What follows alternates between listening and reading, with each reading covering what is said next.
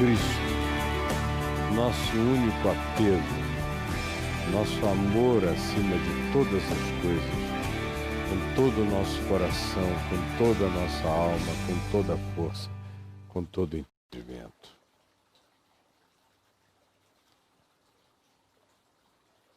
Vamos, minha gente. Isto, porém, vos digo, irmãos. Eu estou lendo em 1 Coríntios 7, do verso 29 em diante, ao verso 31. Isto, porém, vos digo, irmãos. Paulo falando com um grupo de cristãos, um grupo pequeno, comparado com o movimento da cidade de Corinto. Mas nesse grupo ele identifica o que Jesus chamou de igreja, ou o que os apóstolos no início, no livro de Atos dos Apóstolos, designaram como os do caminho. Os hebreus, os em processo, os que não se fixam, mas estão em contínuo processo de peregrinação, os do caminho. Porque, na realidade, a pátria deles está nos céus. E nesse mundo eles são apenas peregrinos passageiros. No entanto, naquele ambiente secular, como o de Corinto, que dava significado ao verbo corintianizar, que significava tudo aquilo que carregava a conotação de orgia, de luxúria, corintianizar, porque tamanha era a situação de luxúria espiritualmente praticada como religião em Corinto por causa do templo de Afrodite, a deusa do sexo. Então é nesse ambiente sobre o qual de vez em quando eu tento trazer você à memória o significado do grupo para o qual ele estava se dirigindo. E esse grupo, não importando o tamanho, mas importando a qualidade da consciência, é que Paulo chama de igreja. Igreja para Paulo não era algo que se apresentasse volumoso, e por causa da inegabilidade do seu volume e das suas mega quantidades, tivesse que, pelo tamanho, como um templo de Apolo, por exemplo, ser designado como igreja. No Novo Testamento, o que se designa igreja, quase ninguém sabe o que é nem onde é. Está na casa de alguém, no pátio de um outro, ou num lugar solitário, onde se podia sentar na grama, na sombra. Mas era um grupo de pessoas que diziam: eu acolho a disciplina de Jesus. Discípulo vem de disciplina. Discípulo é aquele que acolhe a disciplina de Jesus, e a disciplina de Jesus não é uma vara, como você entende. Disciplina ganhou a conotação de castigo. A disciplina de Jesus é o ensino, é o modo. Assim como quando Jesus diz a minha doutrina, ele não está falando de uma organização de pensamento estruturado, sistemático, de natureza cartesiana, linear, aristotélica ou de qualquer outra versão. A doutrina dele era a palavra, era o ensino, assim como a disciplina dele é o ensino. E o discípulo é o que obedece o ensino. Ou obedece a doutrina como ensino e prática. Pelo amor de Deus, isso é ridiculamente óbvio, mas a maioria não sabe. Então guarde. É para esses indivíduos com essa expectação mínima que Paulo escreve. Ele não está escrevendo para pessoas acerca das quais ele não tenha nenhuma confiança, expectativa. ele crê que, conquanto seja um grupo ultra confuso, como eu já tive ocasião de demonstrar aqui dezenas, centenas de vezes, um grupo ultra confuso, cheio de ensinamentos errados, de práticas equivocadas, um grupo todo desarticulado, desnivelado na consciência, na percepção. Tinha alguém transando com a mulher do pai, ao passo que tinha alguém que achava que era mais espiritual do que Cristo. Havia alguns que tinham recebido a palavra de Paulo, mas agora, como ele viajava, não queriam reconhecer a autoridade do ensino dele no Evangelho, só porque eles tinham ouvido 4, 5 outros indivíduos e feito uma síntese própria que nada tinha a ver com o Evangelho que Paulo ensinava. Tinha de tudo aqui. Tinha gente que cria na ressurreição, tinha gente que não cria na ressurreição. Tinha gente que só pensava em dons espirituais e que era totalmente irracional. Gente que tinha uma fé completamente e apenas emocional e descontrolada, histriônica, histérica. No meio da gritaria havia até quem dissesse: maldito Jesus, aleluia. Porque não havia busca de nenhuma racionalidade no que se fizesse em muitos dos grupos e ajuntamentos disso que Paulo aqui designa inicialmente como sendo a Igreja de Deus em Corinto, os santos santificados em Cristo Jesus, que é como ele começa. E aqui no meio dessa confusão, ele identifica também gente sábia, sensata, sincera, íntegra, gente que queria praticar Jesus, praticar o Evangelho, que não ficava olhando para o lado para ter ou não ter estímulo para fazer as coisas, gente que decidira no próprio coração ter, como ele chama aqui, ânimo forte em relação aos seus compromissos de consciência. Dito isto, introduzido isto para a gente ter um pano de fundo, um cenário básico, mínimo, Paulo está falando com eles sobre o fato de que os dias que se avizinhavam,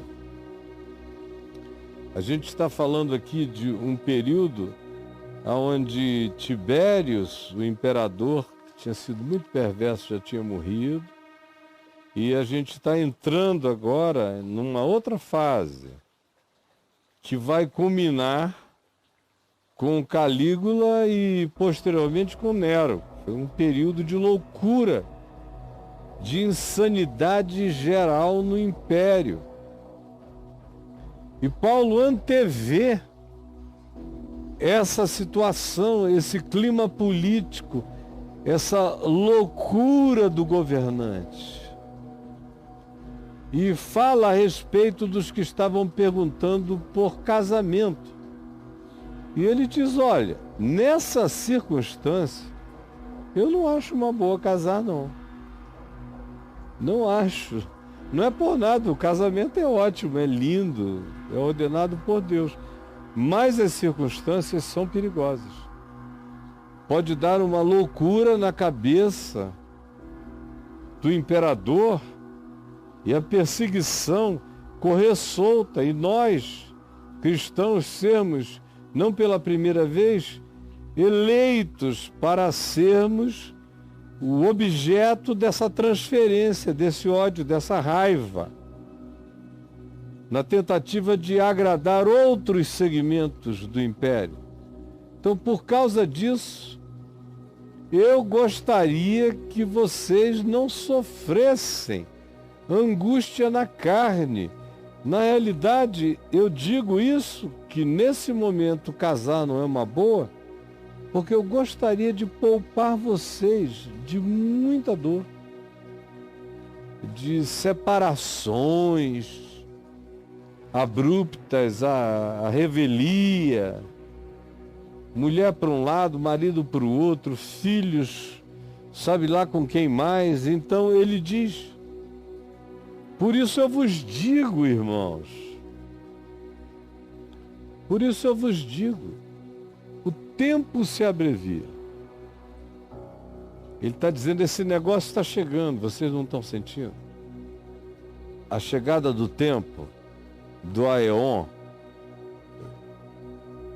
desse zeitgeist de ódio, de raiva, de perseguição. Vocês não estão conseguindo perceber os tempos e a abreviação deles, como eles estão correndo contra nós. E vão nos apanhar na circunstância em que estivermos. Por isso, o que resta, olha só a palavra que ele usa, o tempo se abrevia, o que resta, o que sobra para a gente viver diante dessas circunstâncias é a existência num estado total de amor desapegado. O que parece quase incompreensível na cabeça da maioria das pessoas. Amor desapegado, porque nós confundimos amor com apego, confundimos amor com posse, confundimos amor com propriedade, de modo que quanto mais alguém diga que ama, mais essa pessoa, mais esse indivíduo se sente dono, proprietário. Você já viu que todas as declarações de amor vêm seguidas de é meu, eu te amo porque você é meu. Às vezes a pessoa diz que ama, não é nem porque a pessoa é amável, é porque a pessoa é dela. Não interessa nem quem seja a pessoa. Se se permitir possuir, se se permitir que sobre ele ou ela se diga é meu, então a gente já confunde isso com amor. Embora o amor queira a presença, o amor queira frequentemente possuir, quando é amor entre homem e mulher, especialmente, a palavra utilizada para designar sexo é possuir. Queira possuir, mas mesmo quando é na relação onde se quer possuir, onde é homem e mulher, esse amor que possui precisa também aprender a possuir sem ser o dono, possuir sem ser o amo, possuir sem ser o proprietário, possuir sem a possessividade. É o que a gente vê toda hora nos crimes de paixão. Meu Deus, como é possível? A gente ouve desde criança na televisão e as pessoas não aprendem nunca. Como é possível amar tanto até matar? É porque nunca amou. O amor não mata, o amor não tem o apego que quer possuir até a morte. Esse amor que quer possuir até a morte não é amor. É a patologia da paixão dominadora, possessiva e controladora. O amor quer, mas o amor não quer ser proprietário de nada que não seja uma escolha livre. De modo que o amor nunca possui, o amor recebe a dádiva da entrega e se entrega dadivosamente ao outro. Mas nenhum dos dois é dono de quem se entrega. Assim é amor. Segundo Jesus, segundo o Evangelho, segundo o ensino de Cristo Jesus. Esse amor que ama sem apego nunca matou ninguém, nem matará ninguém. Não sabe bater em ninguém, não sabe maltratar ninguém, não sabe trancar a porta e a chave por fora para ninguém, para prender dentro. Esse amor verdadeiro é profundamente desapegado. Ele só aceita as trocas livres. Ele só é remunerado pela mutualidade do livre-arbítrio, da livre escolha. Assim é o verdadeiro amor em qualquer que seja o nível, seja pela mulher, seja pelos filhos. Quando passa a hora de você ou cuidar deles ou eles morrerem de fome, a gente tem que ter o desapego de deixá-los ir, de até provocar a ida deles para que eles cresçam, amadureçam. Do contrário, não é amor. Cai no nível da psicopatologia, seja do pai pelo filho, pela filha ou de qualquer figura parental. O amor liberta, o amor estimula a maturidade, o amor fica feliz quando o outro caminha, e o amor não teme o desapego, porque o desapego apenas desapega. Aqui é o apego. O desapego solta. Antes ele não sabe soltar. No amor, o verdadeiro amor desapega. Olha, ajuda, vigia, cuida, conforme a natureza da relação. E Paulo ensina isto aqui. E ele não era budista, ele não frequentou nenhum monastério do Tibete, não foi a Alasca, não. Ele aprendeu isso com Jesus, que tendo amado os seus que estavam no mundo, amou-os até ao fim e para além do fim, porque por eles se entregou, se deu. E deixou todo mundo livre, até para atraí-lo. Então ele diz, uma coisa resta. Nesse tempo que eu estou vivendo agora e que eu vejo chegando celeremente para vocês. Primeiro, que os casados sejam como se não fossem. É o quê? Para não ter cuidado com a esposa, com o marido? Não, claro que não. O amor cuida, o amor se preocupa, o amor prepara, o amor resguarda, o amor protege sempre que a proteção não é doença. Portanto, o que é que Paulo está dizendo aqui quando ele diz os casados sejam como se não fossem? Senão que ele está dizendo ame sua mulher, seu marido, mas se prepare para o tempo que se abrevia. O tempo se abrevia. Esse fim de ano eu conversei várias vezes com várias pessoas da família. Como o tempo se abrevia. O meu tempo, por exemplo, se abrevia. Eu preciso que todos eles me amem sem desespero, sem apego. Porque o tempo se abrevia. Eu não sou mais um garoto, eu sou um homem para quem o tempo se abrevia. E é preciso que quem me ama aprenda a me amar com o desapego do tempo, porque o tempo vai se abreviar e terá uma hora em que haverá essa hora, esse tempo em que eu não estarei aqui. Eu terei que ser amado sem o apego da tentativa de segurar e possuir. Por isso eu espero que as pessoas tenham uma boa memória a meu respeito, porque a boa memória fica no amor que ama sem apego. E Paulo prossegue e diz, mas também eu digo, diante do tempo, da circunstância que vem, que não só os casados têm que aprender a amar com desapego, como se não fossem, mas também os que choram têm que aprender que tudo aquilo pelo que se chora passa. Tem que aprender a chorar sem sofrimento. Tem que dar o prazo do luto, o tempo saudável.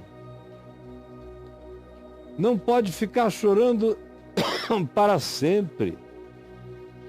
O tempo se abrevia e o que resta é isso. Remir o tempo, porque os dias são maus. Portanto, os que choram, não chorem com o desespero dos sofrimentos que não cessam. O amor ensina a sofrer, o amor tudo sofre, mas não morre de sofrimento. O amor tudo sofre, mas não morre de sofrimento. É preciso aprender a chorar sem o sofrimento envenenador. Eu também digo, Paulo prossegue, que os que se alegrem como se não se alegrassem. Não transformem a alegria de hoje numa idolatria perene. Foi um acontecimento, foi uma hora, foi uma circunstância. Não estabeleçam isso como referência da vida. Alegrias que se tornam referências absolutas da vida produzirão as frustrações mais desanimadoras possíveis diante do tempo que se abrevia e do que nos resta. Se alegre no dia de hoje e não cultue a alegria de hoje em nenhum outro dia da sua vida. É preciso aprender a amar com alegria que celebra o dia e aguarda como gratidão, mas não como expectativa emocional de idolatria. O amor liberta a gente da alegria idólatra. E ele prossegue e diz: e os que compram, o tempo se abrevia, mas a gente compra. A gente faz negócios, a gente não vai parar de viver, porque há uma expectativa de que dias estranhos estejam chegando. A gente prossegue. E ele é prático, pragmático, objetivo e diz: os que compram, os que fazem negócios, façam negócios como se nada possuíssem. Não compre com a loucura, a insanidade de pensar que uma aquisição é uma propriedade que perdura. Não, porque os dias estão se abreviando. Não, também porque você está tendo dias que andam no caminho da brevidade da sua extinção física na Terra. E não porque não há nada que se compre, que se saiba o que será disso que se comprou depois da nossa partida. Você pode comprar um campo para fazer um campo de golfe que vai acabar se transformando num cemitério. Ninguém sabe nada. Você compra um palácio que acaba se transformando numa ruína. Você compra uma casa bela na esquina que depois de um tempo se transforma num prostíbulo porque a cidade mudou. Ninguém sabe de nada, por isso os que compram, comprem o tempo, o momento, o que se pode viver, o que se pode auferir, o que se pode conceder por enquanto. Mas tratem isso como se vocês não fossem donos de nada. Eu às vezes olho ali de cima da minha casa para esse jardim que tanto me agrada, que a gente fez com tanto amor nos últimos 13 para 14 anos. E, meu Deus, eu não sei o que 1 ano depois da minha morte vai acontecer nesse jardim, se ele estará aqui, se ele será todo arrancado, se ele ficará cheio de urtigas, se ele ficará irreconhecível. Tudo pode acontecer.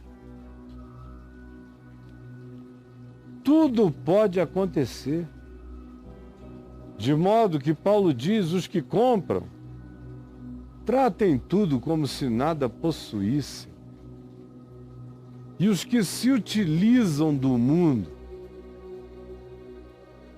os influencers, os que se utilizam do mundo, os que usam o mundo para ganhar dinheiro no mundo, os que são negociadores do mundo, os que sabem lidar com as ofertas do mundo e que vendem mundo para o mundo,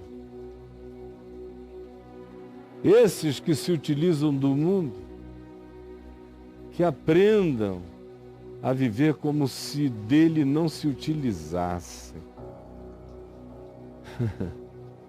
Como se dele não se utilizassem. Por quê? Por quê? Porque tudo passa. Porque a aparência do mundo passa. Você vê atrizes lindas há 30 anos atrás, 40 anos atrás, que estão irreconhecíveis na tentativa de colocarem, de mudarem, de plastificarem-se. Se tornaram mulheres elefante, algumas delas, se automutilando, porque não quiseram admitir que a aparência desse mundo passa. Eu fui moço, olha hoje para mim, cara. A aparência desse mundo passa. Se olhe no espelho. Teve um tempo que eu me olhava no espelho e eu via um rapaz atraente. Depois eu me olhava no espelho e eu via um jovem adulto que tinha engordado. Depois, aos 43 anos, eu me olhei no espelho e vi, naquele tempo ainda era meia-idade, né? Hoje em dia que o cara leva a adolescência até os 40. Mas naquele tempo eu era um homem de meia-idade, que tinha emagrecido 45 anos e de repente tinha visto a minha face adolescente aparecer no meu rosto de meia-idade. Eu vejo às vezes imagens minhas de 10 anos atrás, parecia um homem jovem. Eu vejo agora e percebo como ano após ano você decai, porque a aparência deste mundo passa. Olha o mundo. Há 60 anos atrás era um mundo, há 50 anos atrás já era outro. Há 40 anos atrás era outro já. Há 30 anos eu pensei que já era o futuro, ainda era passado. Há 20 anos eu achei que a gente tinha entrado no futuro no ano 2000 e ainda não. Em 2010 eu senti que a gente começou. E em 2020 eu tenho certeza que a gente está dentro. E a aparência geopolítica do mundo mudou e tudo passou e todos passaram. No ano passado morreu tanta gente conhecida que eu tive que fazer um exercício renovado de aprendizado sobre como lidar com a brevidade desse tempo. O tempo se abrevia. E é preciso aprender a amar com desapego. Tem muita gente me vendo aqui sofrendo todas as misérias e mazelas, porque acham que amam, mas não sabem o que é amar, não amam. São apenas idólatras do apego, de posses, de bens, de dinheiros, de propriedade, de direitos, de honra, de dignidade, de preferência, do que quer que se queira escalar como escala de valor ou significado. E sofrem, mas como sofrem? Se você for ver do que a humanidade sofre, sofre de apego. De apego. Morre um filho, uma filha, a pessoa desiste da existência. Eu vejo casais que me anunciam que estão grávidos, vão ter um filho. Aí com 5 meses há um problema, eles perdem a criança e depois eu encontro 1 ano com eles após isso, em algum lugar, e eles dizem, a gente não aguentou o trauma da perda e nos separamos. Porque não sabem nem o que é amar, não têm a menor ideia do que é isso. O amor, quanto mais desapegado, mais resistente. Quanto mais desapegado, mais resiliente. Quanto menos proprietário, mais perene. Quanto menos possuidor, paradoxalmente, mais fidelidade tem. Quanto menos se arroga a dominar, mais conduz pelo respeito. É tudo diferente do que se ensina. Porque esse amor que eu estou descrevendo é segundo Jesus, segundo o Evangelho. Não é segundo essas novelas que vocês assistem, nem os filmes, nem os poemas que vocês leem, que são tão cheios de amor, que são capazes de ou matarem ou se envenenarem de dor. Eu não conheço nenhum amor que se envenena de dor. Eu já vi gente querer demonstrar amor se matando de verdade. E apenas me provaram e me provavam que não amavam. Porque o verdadeiro amor não quer te deixar como legado nenhuma culpa suicida. Especialmente quando se trata de gente adulta. Eu não estou falando de adolescentes. Eu estou falando de adultos lúcidos, que no desespero das paixões patológicas, dizem, eu vou me matar para deixar esse legado enfiado como uma espada da morte no peito dela ou no peito dele. É muito mais dele, porque a maioria das vezes são elas que ainda fazem. Mas não é amor. Aí no meu portal, se você escrever o que é amor, você vai ter tanta resposta para aprender, para aprender. Aí você diz, mas para que eu preciso saber o que é amor? Porque, meu querido, minha querida, isso muda tudo. Isso te faz forte. Isso te faz resistente. O amor te dá poder. O amor é poder. O amor é o maior de todos os poderes. O poder mais forte do que a morte, ressuscitar dos mortos. Amar é poder. Olha, 3.367 em 187 páginas, não dá nem para você ler. Mas entra aí. Sabendo disso, tem gente que associa amor à fraqueza. Amor é poder. Quanto mais eu amo, mais eu posso. Quanto menos eu amo, menos eu posso. Amar é poder. E tem gente desistindo do poder do amor todo dia. O amor está se esfriando de quase todos. Mesmo dos melhores seres humanos, você vê que a maioria não está melhorando. A maioria teve no passado o seu melhor e tem no presente a sua decadência. Porque, como Jesus disse, o amor está se esfriando. E tem pouca gente se tocando. E quando você fala, parece que é a conversa de um careta.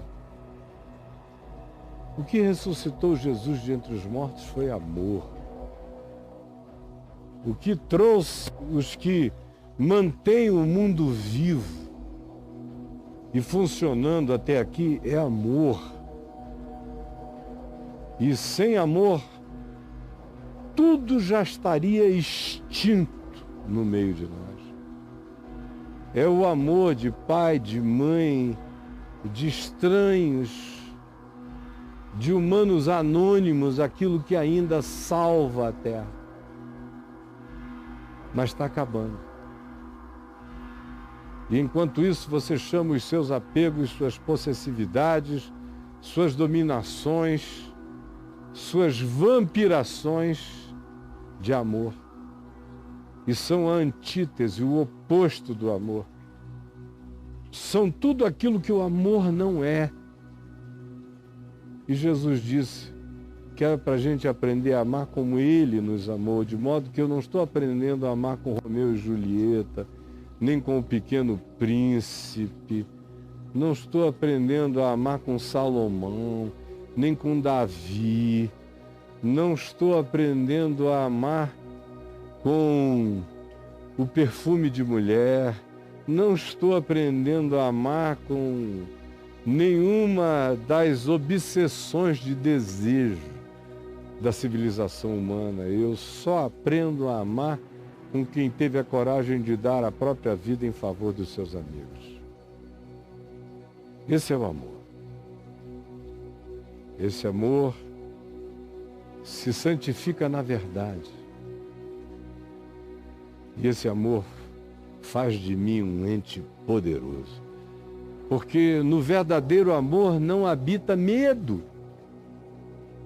E se eu não tenho medo, porque eu ando nesse amor, nessa confiança, do amor dele por mim, não do meu amor por ele, porque foi ele que me amou primeiro, quando eu tenho essa confiança e na fidelidade desse amor eu ando, eu sou imbatível, eu sou invencível, eu sou invulnerável.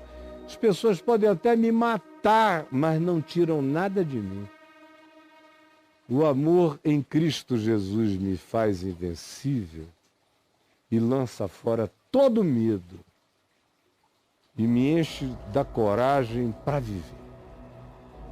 Senhor Jesus, ajuda-nos a querermos provar e experimentar o poder do amor de Cristo, desse amor valente, deste amor que confia na tua fidelidade para conosco e não na nossa irrepreensibilidade para contigo. Ajuda-nos a crermos neste amor que, instalado em nós, é um escudo que lança fora todo medo. E dá-nos essa força para viver.